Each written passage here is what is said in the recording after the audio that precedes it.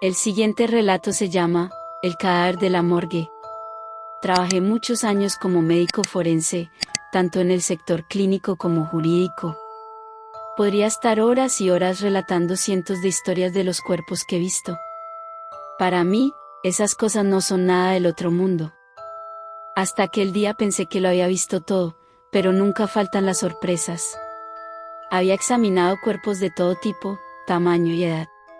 Vi cosas atroces, horrendas, que solo contarlas sin detalles podría horrorizar a algunos y hacer llorar a otros. A veces lo que más impactaba no era necesariamente el cadáver o su estado. Algo que podría causar impresión, al menos en los primeros años de iniciado, es la causa de muerte. Las más comunes son muerte natural o por enfermedades, infartos cardiorrespiratorios, mutilación o traumatismos por accidentes de tránsito, ahogamiento, suicidios.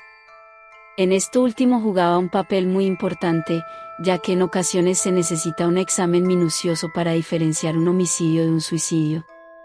Los casos más complejos son cuando aparecen cadáveres sin un contexto que nos dé información.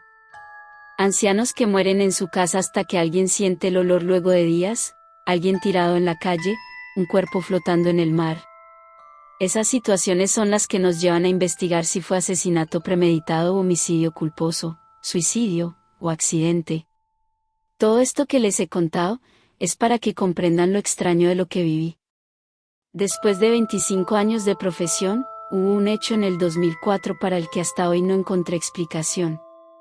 Por razones de ética profesional he decidido mantenerme en anonimato, al igual que el lugar donde trabajaba, aunque imagino que si 2 o 3 personas llegaran a oír esto sabrán quién soy. Una noche de tormenta, acababa de recibir un cuerpo de un hombre de entre 30 y 40 años, según podía apreciar a simple vista. El cuerpo llegó completamente desnudo con diversas heridas lacerantes. Al solo observarlo, se notaba que al menos llevaba 2 días de muerto. Al leer el informe, este explicaba que el cuerpo fue encontrado en un bosque por un hombre que paseaba a su perro, y su mascota fue quien realizó el hallazgo. La policía estaba investigando la zona por posibles evidencias. Mi trabajo iba en identificar la causa de muerte, dar una hora aproximada del momento de defunción y más detalles. Así que puse manos en obra. Por fortuna, los dedos del difunto estaban en condiciones para tomar sus huellas dactilares, así que su identificación no sería problema. Comencé ejecutando las primeras pruebas, y al proceder con el primer corte noté una forma de sangrado algo inusual. De la manera en que su sangre brotaba, deberían de haber pasado pocas horas de su muerte, y eso contradecía el estado de su piel y la hora en que lo encontraron. Al principio lo tomé como un desafío para un estudio especial. El hombre carecía de cabello o cualquier vello púbico, si bien no era lo más común, existen personas que son lampiñas y comparten esta característica. Encontré varias heridas lacerantes con pequeños fragmentos de madera, que indicaban posible rozamiento entre árboles. En el hombro había encontrado marcas de mordida, sin duda de una persona. Extraje el ADN de la zona a fin de identificar al agresor. En un momento percibo un ruido sobre la mesa, la mano del cadáver estaba temblando, algo que aterraría a cualquiera, pero era normal que un cadáver presentara movimientos post-mortem, en especial cuando sufren una muerte brutal. Lo extraño era que, de acuerdo al estado de su piel, llevaba al menos 2 días de muerto, como mencioné antes, pero los movimientos post-mortem suceden en las primeras 24 horas. Ya tenía 2 situaciones que contradecían con su piel, la sangre y el movimiento post-mortem. Estudié la posibilidad de que su piel sufriera antes de morir, pero para ello debería de realizar más estudios. Me dispuse a abrir su abdomen para examinar sus órganos, y ahí fue donde empezó todo. El cadáver no tenía ombligo. Mi mente se nubló de todo, era la primera y única vez que presenciaba un abdomen sin ombligo. Claro que hubo casos donde en apariencia no había ombligo por operaciones quirúrgicas, pero esto era distinto. Al pasar mi mano sobre la zona era evidente que el ombligo nunca existió.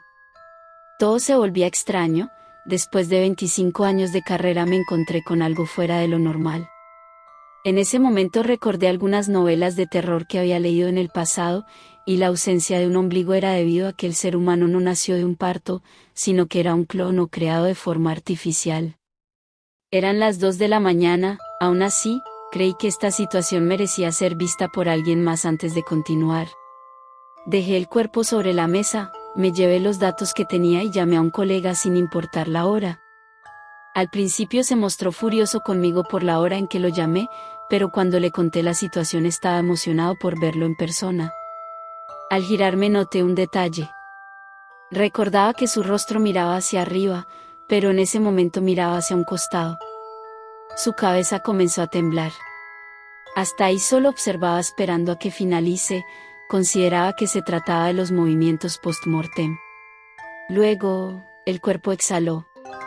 Fue inevitable asustarme, aunque sean casos donde los pulmones contengan aire dentro y luego de ciertos procesos químicos de descomposición escape, pero jamás lo había visto de esa manera tan vivida. Me acerqué al cuerpo para continuar examinándolo, al tocarlo me llevé un susto más fuerte, tenía temperatura. El cuerpo de un cadáver luego de 2 horas pierde su temperatura corporal normal, que es 36 a 37 grados, y pasa a temperatura ambiente, algo que al tacto se siente frío. Pero esto era extraño, recordaba que estaba frío, y en ese momento se encontraba tibio. Cierta sensación de alerta comenzó a gobernarme, el conjunto de acontecimientos que se estaban desarrollando mantenían mi mente ocupada buscando una explicación. Cuando me giré para buscar herramientas, escuché el cuerpo tumbarse en el piso. Antes de acercarme a él examiné la mesa con atención, estaba en perfectas condiciones. Salí de la habitación por un momento, ni siquiera me tomé la molestia de levantar el cadáver. Sentía miedo, aunque no lo quería demostrar, entendía que un hombre de ciencia como yo no podía dejarse engañar por cosas como esas, no lo quería aceptar. Decidí esperar a mi colega, entendía que entre dos sería mejor manejar esta situación. Luego de unos minutos él llegó. No paraba de hablar de un montón de hipótesis dados ciertos síndromes que había conocido y estudiado. Él se veía emocionado, tenía vocación por su profesión. Mi colega no dejaba de expresar sus ideas, hasta que tuve que sujetarlo con fuerza para que se callara. Cuando me miró con seriedad le expliqué la temperatura del cadáver. Él me miró sorprendido, me dijo que era imposible y eso yo ya lo sabía. Negó totalmente lo que le dije, quería ver el cadáver. Antes de llegar le expliqué que el cadáver cayó por sí solo de la mesa, pero él contestó que seguramente lo choqué sin querer. Él se colocó su túnica y entramos a la sala. El cuerpo no estaba.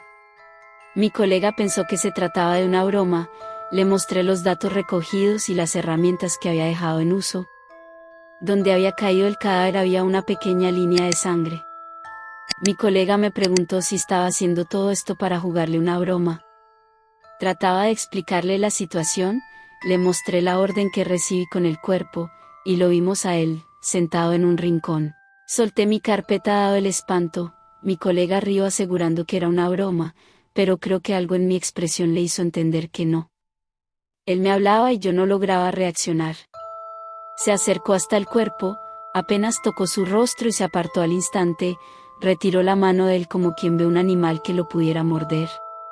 No me dijo nada, me pidió que saliéramos. Cuando estaba más calmado me dijo que al tacto sintió temperatura elevada, como si tuviera fiebre, pero peor aún, le sintió el pulso. Dijo que en el momento que sintió su vena palpitar quitó la mano por reflejo y no se atrevió a verificar. Él me preguntaba si lo que le decía era verdad, si no había algún truco en todo esto, le juré por mi familia que no. Oímos la puerta de la sala de la morgue abrirse, nos quedamos petrificados, éramos las únicas 2 personas en el establecimiento.